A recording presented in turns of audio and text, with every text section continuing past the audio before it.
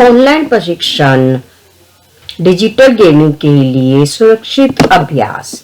11 नवंबर से 15 नवंबर तक की ट्रेनिंग हुई थी, शाम को 4 बजे से 5 बजे तक, जिसमें 11 नवंबर को पहले दिन में ऑनलाइन गेमिंग में साइबर खतरे के बारे में बताया गया और 12 नवंबर को सुरक्षित गेमिंग अभ्यास, 13 नवंबर गेम सुरक्षा सुविधा की समझ और चौथे दिन 14 नवंबर को साइबर बुलिंग, ऑनलाइन ग्रूमिंग और संबंधित खतरों के लिए सुरक्षा उपाय के बारे में बताया गया था। और 5वें दिन 15 नवंबर को अभिभावकीय नियंत्रण और निगरानी के बारे में इसमें बताया गया है। डिजिटल गेमिंग के लिए सुरक्षित अभ्यास।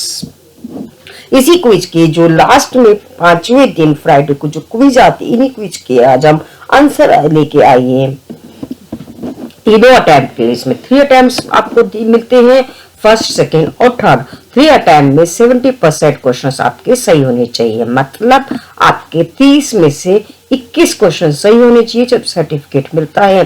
तीनों अटेम्प्ट के जो क्वेश्चन है वो आज हम यहाँ पर लेकर आए हैं इस वीडियो के माध्यम से।